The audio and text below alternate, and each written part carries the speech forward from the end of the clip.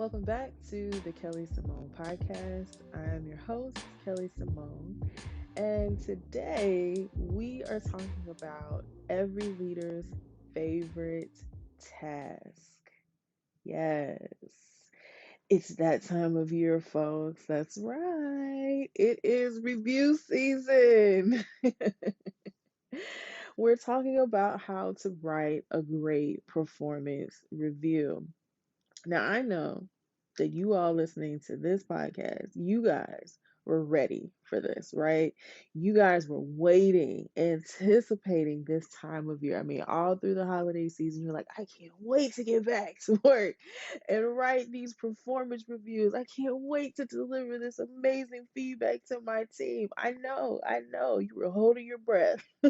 You're so excited about acing these performance reviews and getting everybody on your team on the same page and kicking with the right foot, the same foot at the same time. I know you're super, super pumped to have these easy, anxiety free performance conversations. I know that's what is true for everybody listening to this podcast. But just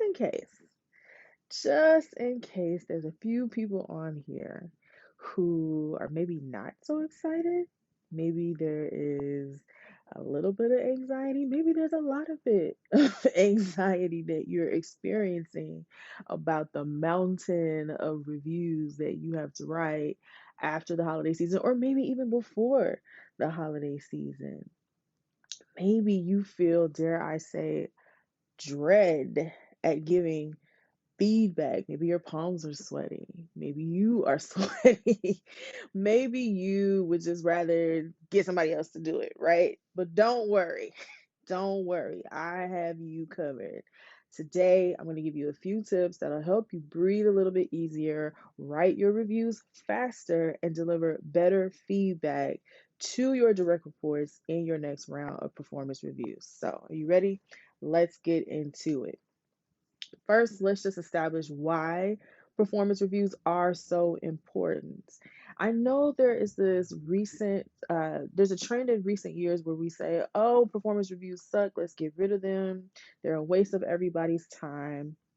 But I actually disagree with that. I think that performance reviews are a great developmental tool to let your team and your organization know who the members of your team are, how they're doing in their current role, and how their contributions matter to future goals, to whatever the organization sees on its roadmap for the next few years. I really think that a review is a great time to document how you've been doing. I mean, think about it. As just regular people, we tend to document like resolutions, we tend to set personal goals, and we do it, kind of on an annual basis or a semi annual basis. Well, this is just your organization's version of the very same thing. And so, the same way that when you do it in your personal life, it's meant to make you grow and help you get better and help you live a higher quality of life. It's the same thing for your organization. It serves the same purpose. The problem sometimes, though, is with the process, but that's okay. We're going to get to that in a little bit. Annual reviews, which is just one kind of performance reviews, is actually tied to compensation for a lot of people as well. And so it's about the money, honey, right?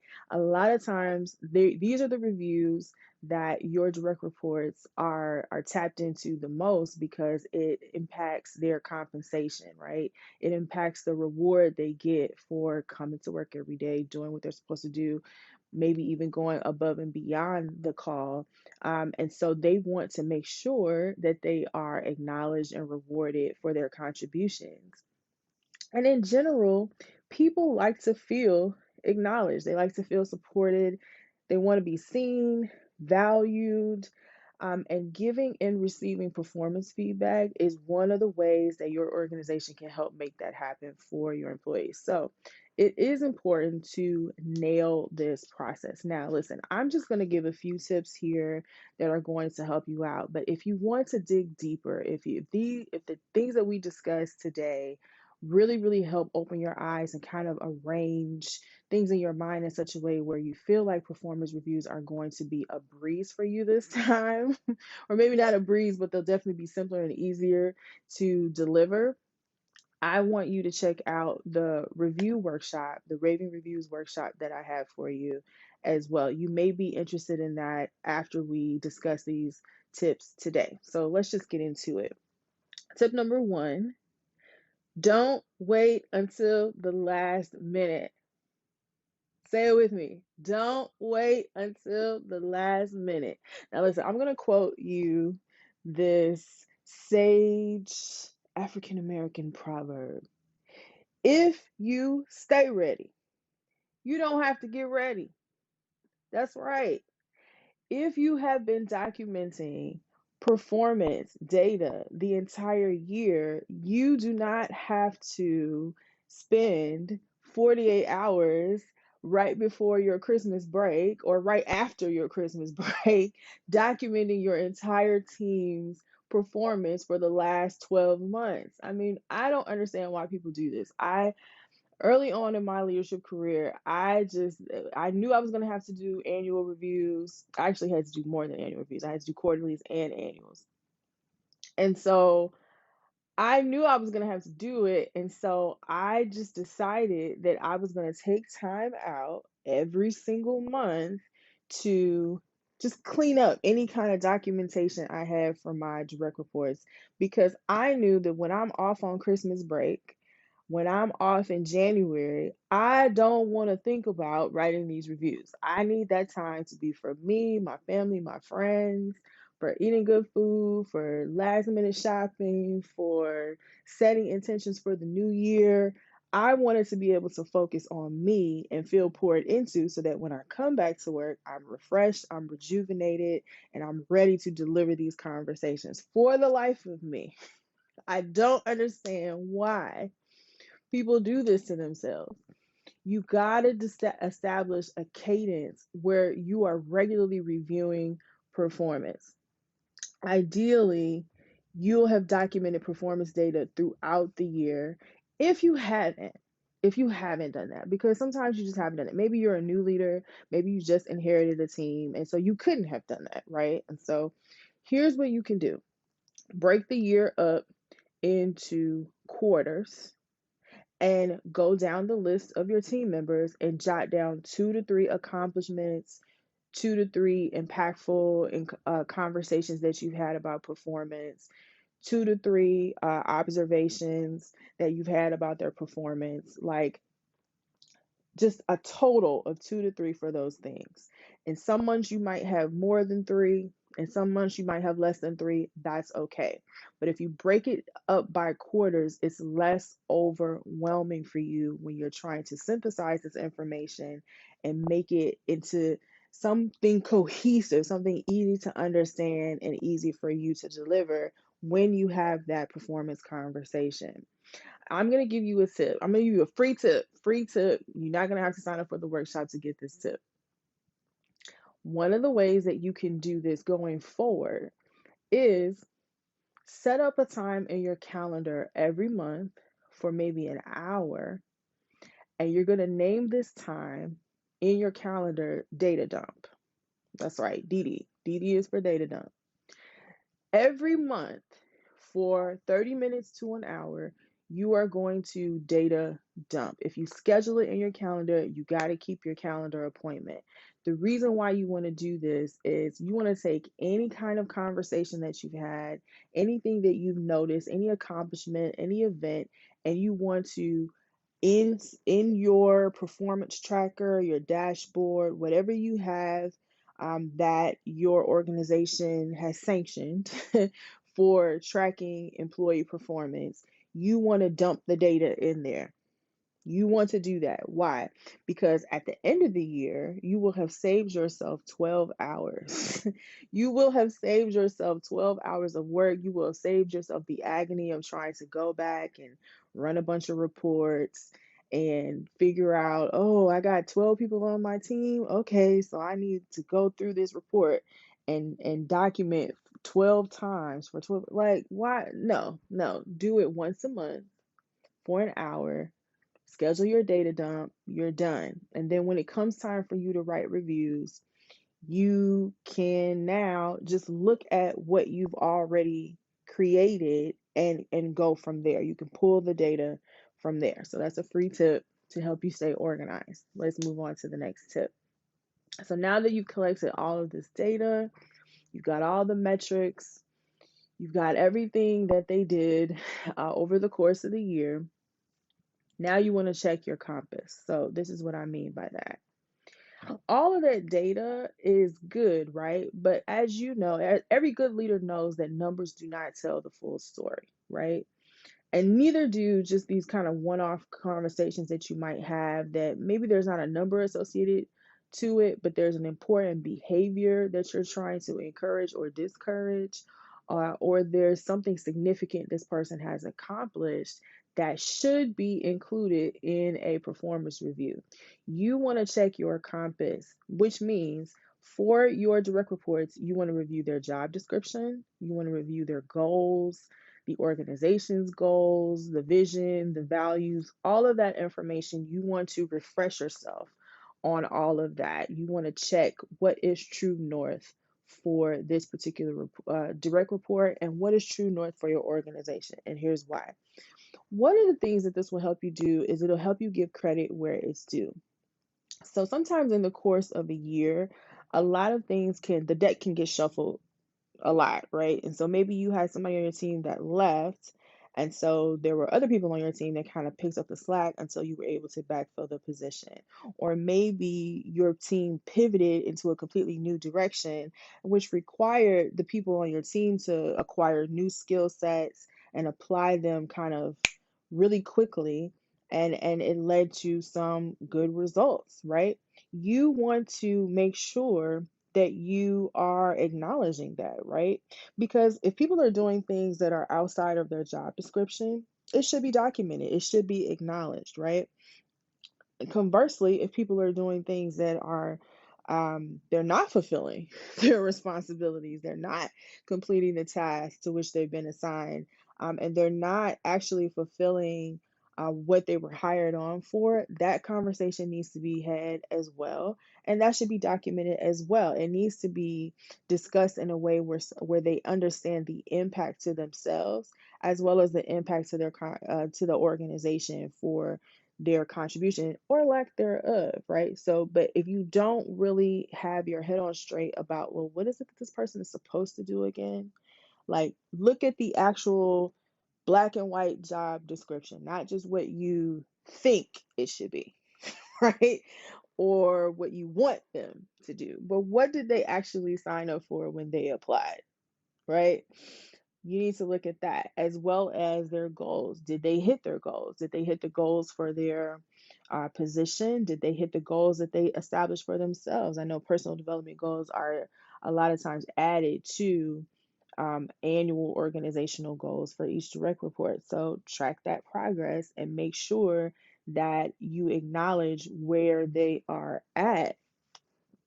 One of the things I like to do is I like to take a highlighter and I like to literally highlight any outliers, right? So if I have, four direct reports and I'm looking and they're all in the same job, I will, look at this performance tracker and I will highlight, like in green, for example, anything that is a positive performance outlier, right? Because that's something that probably should make it to a review. That's going to help me decide, hey, I'm going to make sure that I create some language and I include this in the review because this is above and beyond. If it's a negative outlier, maybe I highlight it in yellow because this is something that needs to stop, right? Yellow means slow down. Yellow means caution. Yellow means yield, right? Yellow means pay attention, right? This is something that you should pay attention to. I'm going to highlight that in yellow because it's a negative performance outlier and it's something that needs to be addressed, right? So that helps me decide what I'm going to put in a review, what makes it in, and what maybe is just, in the tracker but not in the review. So the other thing that you want to do while you're checking the compass is you want to make sure that you zoom in and zoom out. And this is what I mean. You need to zoom out to examine how your team's performance fits into the organization's big picture, right? And so the reason for that is ultimately everything that we do at work, it matters, but everything doesn't matter to the same degree or at the same level of priority, right? And so some of the things that we do, like, oh, make sure that you turn in this paperwork on time. Some paperwork you turn in on time and it's a nice to have. Some paperwork, like payroll, you turn it on time and it's a must have, right? You got to do payroll, right? So there are priorities to some of the tasks that we all do at work.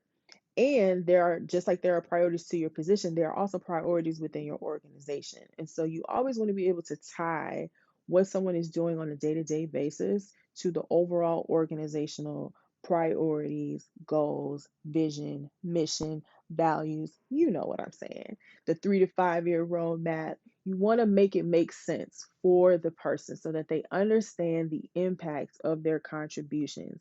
In order to do that, though, you do also want to zoom in. And I'm going to give you an example of what I mean by zooming in. Let's say you have a product manager on your team, and throughout the last year, they owned delivering this new product um, for your team. Let's say you're a marketing team and they're delivering a new product. And so there was an app involved. And so they had to create an app. They had to go get inventory. They had to go find vendors. They had to hire a designer to do UX design, the whole shebang. They ran the entire process, okay, from start to finish. And awesome. They did a great job because they delivered on time, right? They met the deadline. Unfortunately, they also were a little bit over budget. Let's say they were 3% over the budget for their project. However, once the project was delivered, once the product was delivered and the app dropped, the downloads, the sales projections, they're, let's say, 5% over plan. All of that information that I just gave you is an example of zooming in. So, what did I do? I gave you details about what happened, but not too much detail, right? I'm not going to sit here and go through. They showed up to every stand up meeting on time and they were able to rein in a key stakeholder from another department. We're not going to go into all of that, but I am going to tell you exactly what happened. And I'm going to give you some numbers. I'm going to tell you what the result of their activity was. I'm going to establish some context. I'm going to say, hey, these sales projections were this, but they're 5% over, even though they were 2 or 3% over budget. I forget what I said there, but you understand what I'm saying. That zooming in gives them detail. I want you to think about it like this. What would you put in a resume? If you were writing a resume for this person for just the year, how would you describe certain accomplishments that they had? You would want some concise, detailed enough so that the person reading it would be able to say, oh, wow, this person really did a great job, or wow, this really had a significant impact on their department or on their organization. You want to give enough detail, you want to zoom in enough so that the performance stands out as something to pay attention to, right? So I give you a positive example, but this also works conversely. It also works in a negative example as well. Zoom in so that they can feel acknowledged and to also show that you've been paying attention to their performance, and then zoom out to establish context for their performance. So, okay, this person delivered this product and it's currently 5% over plan, but it was 3% over budget because maybe they had to hire an extra staff member to make sure they made it on time, right? Okay, great. So when we look at the overall marketing budget, when we look at the overall marketing plan for the year, how did this product deliver in comparison to the plan? Okay, when we think about what we're expecting marketing to do, the impact it's supposed to have on revenue for the organization, how did it impact that? That's what I mean by zooming out, right? And so you want to establish some context for how their performance mattered to the organization. And this is going to help people feel like they're a part of something bigger and better than just themselves and just kind of what you do on a day-to-day basis, right? Okay, so tip number 3, and this is a good one: avoid bad surprises.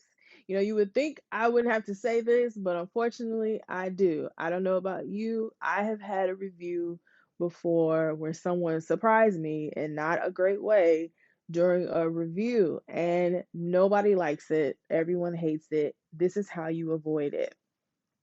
Don't bring up anything in a review that you haven't discussed. So, everything in your performance tracker should have been discussed, by the way. And that's going to help you in the event you ever get pulled into any kind of litigation. I'm going to help you not be an HR nightmare. I'm going to help you not be a legal counsel nightmare. Make sure that whatever is in your official company performance tracking, whatever you have, that there's nothing in there that is different than what's in a review, that there's synchronicity between all official company documents. That's very important. But don't bring up anything in a review that you haven't discussed, meaning nothing should be a surprise, really. When you're doing, especially when you're talking about an annual review, I mean, an annual review really is just a summary of all the previous performance conversations that you've had, or it should be anyway. The only surprise might be, if your organization does a self review portion where, everybody does kind of a self review and then that gets kicked to the leader, and then the leader does the official annual review, and then you include some of what they put in the review. Like, if you're structured that way, you might get some new information from your direct report if they set a goal that maybe they haven't discussed with you previously. But honestly, if you've established the right kind of rapport throughout the year, that goal is probably not going to be new to you either. There really should not be any surprises. Nobody likes to feel blindsided. And if it really was that important, it should have been discussed. If it's important enough to show up in an annual review, remember that annual reviews, especially annual reviews, and for some organizations, quarterly reviews, are tied to compensation. So there should be no new information when you're tying things to people's compensation. Like, you don't want to blindside people. You don't want to surprise people, because if it was that serious, if it was that deep, there should have been a conversation prior to you delivering this information in an official organizational document. Okay, that's part of just showing respect. It's part of, sometimes it takes courage to be a leader. It takes courage to have certain kinds of conversations, but yeah, like, you definitely want to make sure that you are also measuring the impact, right? So some things are like, they happened and they've been discussed, but is it major enough to make it to a review?